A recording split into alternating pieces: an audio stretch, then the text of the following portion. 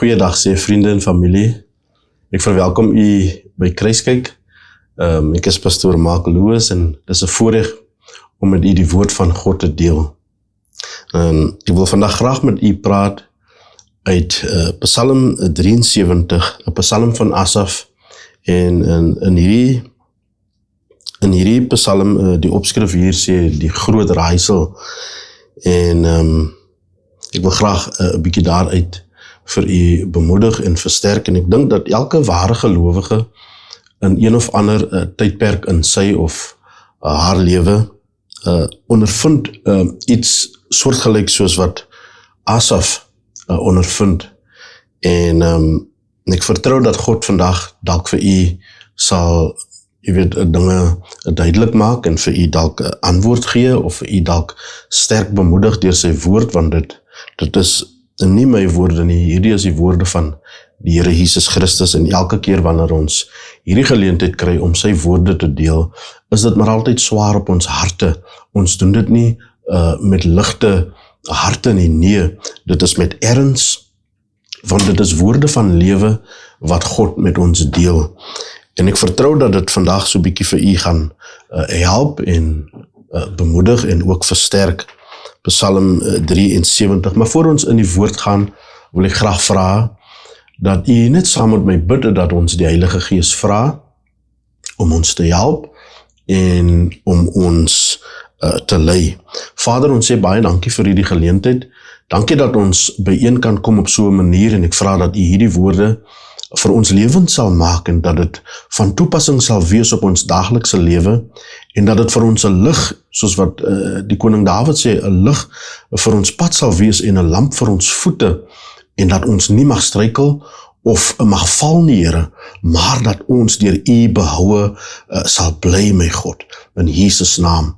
Help elkeen wat hierdie woorde na luister en versterk ons harte en laat ons sterk wees in die genade van Christus. En ek sê vir u baie dankie in Jesus naam, amen. Baie dankie vriende, familie, broers en susters en elke een wat die Here Jesus Christus liefhet. Baie dankie dat u vandag saam met ons is. Ek wil vir u lees uit Psalm 73. Ek mag dalk vir u nie die hele Psalm lees nie, maar ek wil graag meer lees sodat ons met begrip kan sien wat Asaf vir ons sê in hierdie Psalm. Hy sê 'n Psalm van Asaf: waarlik God is goed vir Israel, vir die wat rein van hart is. Ek wil u moet daai eerste vers net onthou, waarlik God is goed vir Israel, en vir die wat rein van hart is. Want wat ons hierna gaan lees, moet ons altyd net onthou dat God, wat hy toelaat in ons lewens en in ons lewenstydperk, dat God goed is. Al lyk die omstandighede nie goed nie, of al lyk die gebeurtenisse van die oomblik nie goed nie, maar ons moet onthou dat God goed is. Hy sê, waarlik God is goed vir Israel, en vir die wat rein van hart is. Maar wat my aangaan, my voete het amper gestruikel. My voetstappe het byna uitgegly, want ek was afgunstig op die onsinniges toe ek die voorspoed van die goddelose mense sien. Want daar is geen kwellings by hulle nie. Gesond en vet is hulle liggaam. In die moeite van strewelinge is hulle nie, en saam met ander mense word hulle nie geplaag nie. Hy sê in vers 6, daarom is die trots om hulle soos 'n halssieraad, in ander woorde soos 'n band om hulle nek. Die geweld bedek hulle soos 'n gewaad of soos 'n kleed. Hy sê hulle oë pyl uit van vet. Die inbeeldinge van die hart loop oor. Hulle spot en spreek in boosheid verdrukking, en hulle spreek uit die hoogte.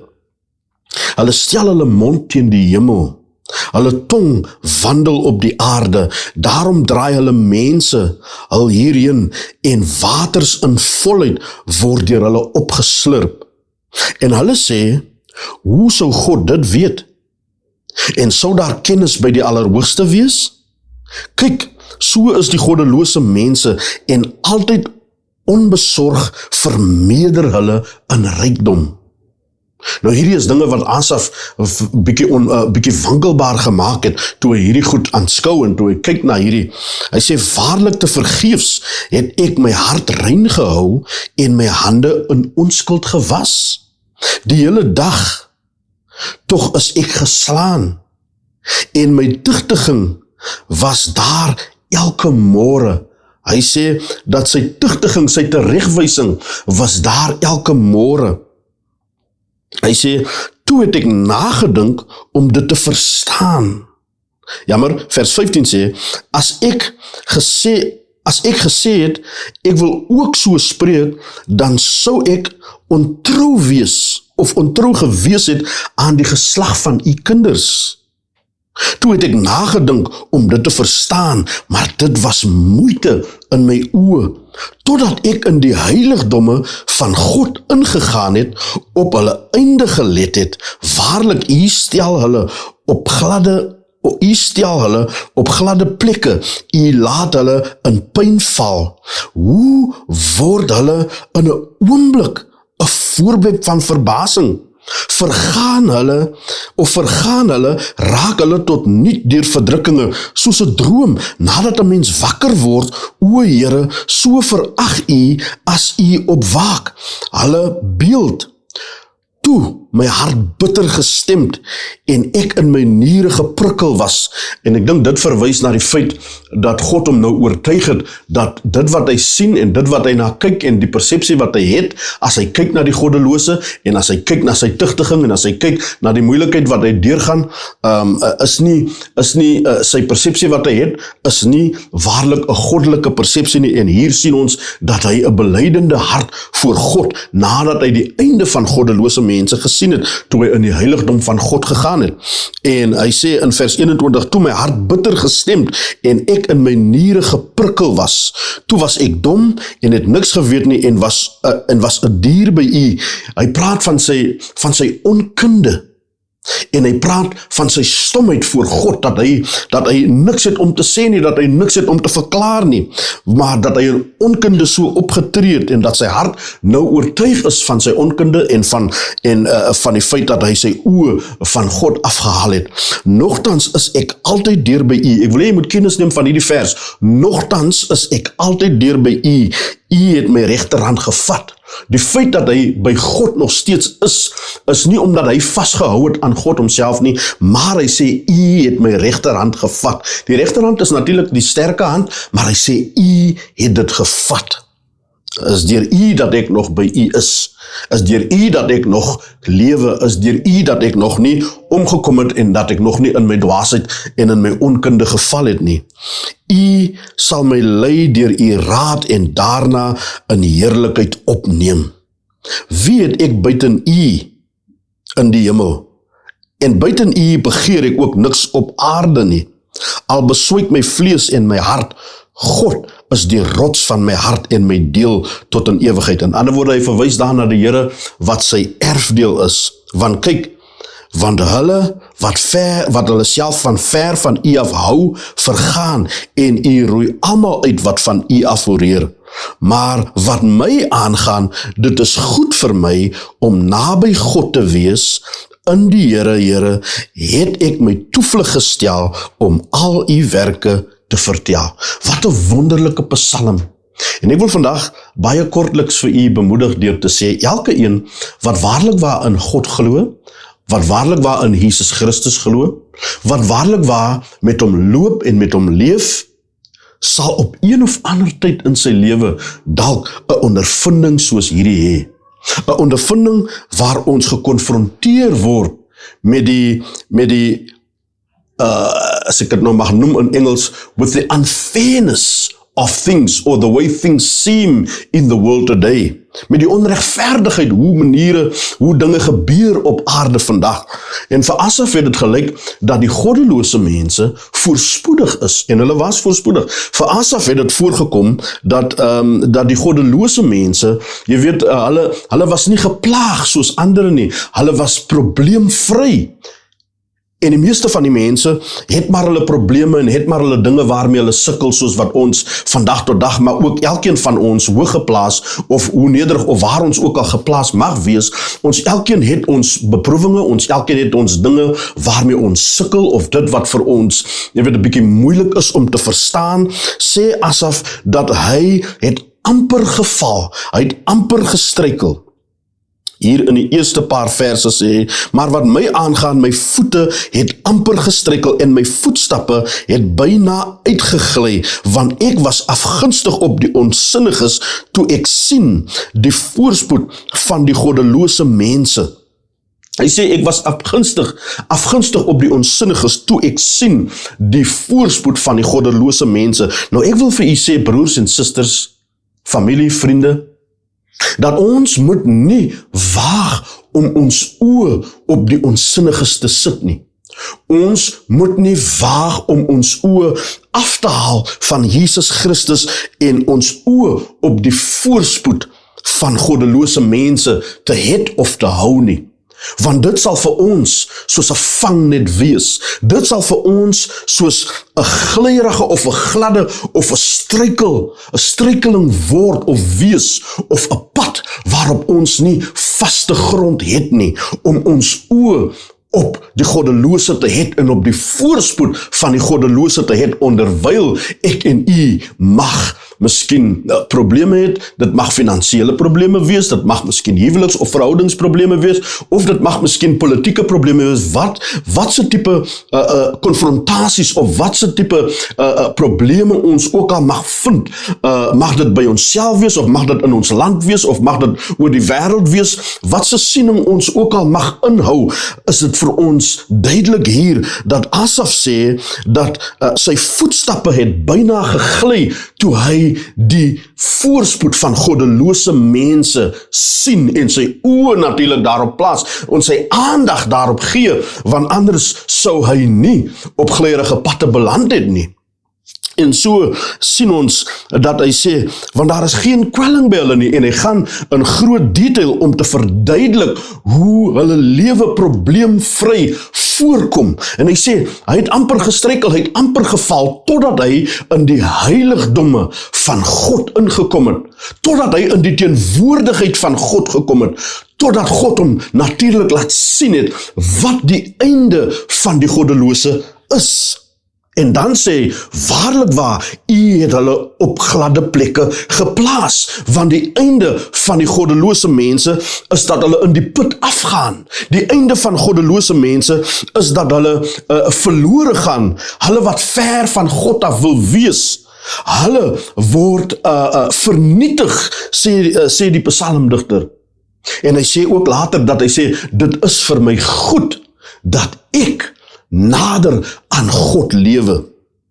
En ek wil vir u vandag sê, broers en susters, familie en vriende, dat toe ek hierdie woorde lees, toe kom daar trane in my oë, want dit spreek so tot my hart, en dat ek weet, jy weet, bo enige twyfel, dat ek weet dat hierdie die waarheid is, dat dit is vir my, ek praat persoonlik van my, en ook van elke een, wat enige vorm van duidelikheid ontvang het by God, dat dit is vir my en vir elke mens goed, om nader na God toe te trek, om hom te soek, om hom te soek in die môre vroeg, om hom te soek deur die hele dag deur, om hom te soek in die nag, om God te soek. Dit is vir ons goed. Asaf sê, dit is vir my wat my aangaan, is dit goed vir my om nader aan God te leef. En dan wil ek ook net vir u noem, dat hy sê in vers 13 sê, waarlik te vergeefs het ek my hart rein gehou en my hande in onskuld gewas. Dit het amper vir Asaf voorgekom, dat jy weet, as jy 'n rein lewe wil lewe, dat dit te vergeefs is in 'n wêreld soos hierdie wat ons lewe. Ek leer my kinders en ek sê vir hulle deesdae, dat hierdie wêreld is nie regverdig nie. Ek sê, hulle is nou Engels sprekend, maar ek noem dit altyd vir hulle, the world is not fair. There's no fairness in the world. Not everybody gets the same opportunities. Not everybody gets the same things in life. Not everybody gets the same, the same things in life. Almal, hierdie wêreld is nie 'n regverdige wêreld nie. En toe Asaf kyk en toe sê vir homself, waarlik waar, ek het my hande of ek het my hart rein gehou en ek het te vergeefs my hande in onskuld gewas. Jy weet, soms kan 'n mens, as jou oë te veel is of as jou oë gerig is op die goddelose en die voorspoed van die goddelose, dat kan dit vir jou lyk dat jy te vergeefs goddelik wil lewe, dat jy te vergeefs doen wat jy doen, te vergeefs, dat dit soms te vergeefs is om God te volg en om rein te wil lewe en om skoon te wil lewe en om voor hom, jy weet, oop en met 'n heilige hande voor hom te lewe, met rein hande en dit op te lig tot hom. Soms lyk dit asof dit te vergeefs is, asof daar niks ewige voordele daarin is nie. Maar ek wil dan vir u vandag sê, ons grootste reward, ons grootste reward is nie hier op aarde nie, maar dit is die lewe, die ewige lewe wat Christus aan ons beloof. Op hierdie Paasnaweek het ons onsself weer net herinner. Hierdie Paasnaweek wat nou verby is, het ons onsself herinner dat Jesus Christus aan ons die lewe beloof het. En al sou ons sterwe hier op aarde, sal ons nog steeds leef met hom. Maar Asaf, met sy oë op die goddelose, het amper gestruikel deur ook vir homself of met homself te redeneer, deur te sê, waarlik te vergeefs het ek my hart rein gehou. Kom ek sê vir u, dit is nooit te vergeefs om 'n skoon lewe te lewe nie. Dit is nooit te vergeefs om 'n rein lewe te lewe nie. Dit is nooit te vergeefs om jou hande skoon te hou nie, om nie jouself te vermeng met die onreinheid en met die modder van hierdie lewe wat ons vandag, of met die kultuur van dinge en met die manier hoe dinge nou gaan en hoe die lewe is en die sonde in die lewe, dit is nooit te vergeefs nie. Maar nietemin, Asaf noem iets wat baie belangrik is en hy sê, totdat ek in die heiligdomme gegaan het, waarlik, hy sê in vers 19, vers 21 sê, toe my hart bitter gestemd en in my niere geprikkel was. Hy praat daar van die feit dat God hom oortuig van dat sy sienswyse nie God tevrede stel nie. Hy noem die woord daar geprikkel was. En ek dink aan Handelinge, toe Petrus die eerste boodskap preek en toe baie in hulle hart geprikkel was, het hy hulle oortuig van hulle sonde, het hy hulle oortuig van geregtigheid, het hy hulle oortuig dat hulle nie in die waarheid staan nie. En hier sien ons dat Asaf geprikkel was. En Asaf bely teenoor God. Kom ek sê vir u broers en susters, ware belydenis is net deur God aan 'n mens gegee. Ware belydenis, om waarlik, jy weet, te bely in jou hart en om te draai van jou verkeerde weer, van jou verkeerde redenasies, van jou verkeerde denke en van jou verkeerde sienswyses van die lewe. Ware belydenis is net in Christus Jesus. En hier sien ons dat Asaf waarlik bely en hy sê dat hy eintlik onkundig was. Dat hy eintlik 'n dwaas was. Hy sê, toe was ek dom en het ek niks geweet nie. Hy praat van sy dwaasheid en hy bely sy dwaasheid en sy onkunde voor God. En dat hy nou niks kan sê daarvoor nie. Maar hy sê, nogtans, halleluja, ek moet net so 'n oombliekie stil staan en te sê, nogtans, te midde van soms die feit dat ons dwaas optree, dat ons soms, jy weet, in onkunde optree, of in onkunde sekere dinge doen, sê of dink of redeneer in onkunde, sê hy nogtans. In ander woorde, God se groot barmhartigheid word hier getoon. God se groot barmhartigheid en liefde word hier getoon aan Asaf en aan die bruid van die Here Jesus Christus en aan mense soos ek en u en aan mense wat waarlik waar Christus vervolg. Hy sê nogtans is ek altyd deur by u. In ander woorde, die manier hoe ek gebly het by God, is nie deur homself of is nie deurdat hy homself tot die waarheid gebring het. Nee, hy sê, u het my regterhand gevat. Broers en susters, familie en vriende, kykers, ek wil vir julle vandag sê, dat as God deur Jesus Christus en deur die Heilige Gees nie ons regterhand vat nie en neem nie, Let wel, hy sê, my regterhand, natuurlik die sterkhand. In ander woorde, ons sterkte met 'n verkeerde sienswyse, ons sterkte met verkeerde redenasie, ons menslike sterkte met verkeerde, ons oë op verkeerde dinge te hou, ons sterkte sal ons nie kan red op gladderige paaie nie. Al is ons hoe sterk, al is ons hoe gedissiplineer, al het ons wat by ons, al het ons wie by ons, maar met al ons sterkte, as ons oë op verkeerde plekke is, as ons oë op die goddelose en die voorspoed van goddelose mense is, en as ons begeer na wat hulle het, en as ons begeer, jy weet, na hoe hulle lewe probleemvry voorkom vir ons, hy sê, dan het u my by my regterhand gevat. In ander woorde, as God ons nie vat nie, as hy ons nie neem nie, as hy ons nie beskerm nie, dan sal ons waarlik waar glij. En dan sal ons waarlik waar die pad buister word. Maar hy sê, u het my gelei deur u raad en daarna in heerlikheid opgeneem. In ander woorde, die raad van God is sy woord, the counsel of God. Sy woord, u het my gelei deur u raad en daarna opgeneem in heerlikheid. Taken him up into glory. En ek wil vir u vandag sê, volg die raad van God se woord. Volg die raad van sy heilige skrifte. Volg die raad van sy heilige woord. Want hierdie woord is deur die Heilige Gees geïnspireer om my en u voor te berei om opgeneem te word in heerlikheid en so met ons Here Jesus Christus saam te wees. Met die bruidegom van sy bruid van die kerk. Hy sê, u sal my lei deur u raad en daarna my in heerlikheid opneem. Dierbares, ten slotte wil ek vir u sê, broers en susters, dat die wêreld is vinnig besig om na 'n punt toe te beweeg en Christus is besig om sy bruid te kom haal. Maar ons moet sy raad volg, ons moet in sy woord lewe, ons moet in geloof bly en ons moet aan hom vashou en aan hom gehoorsaam wees en hom vertrou en ons oë op hom hou. En ek hoop dat hierdie woorde vir u seën en dat dit u versterk. Kom ons bid saam en dan gaan ek afsluit.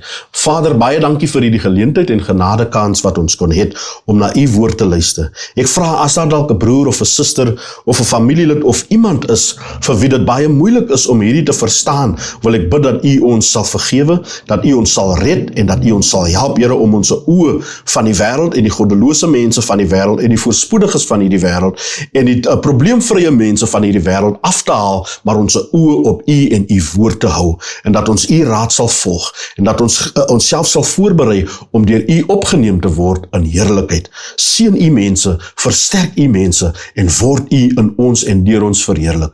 In Jesus naam, amen.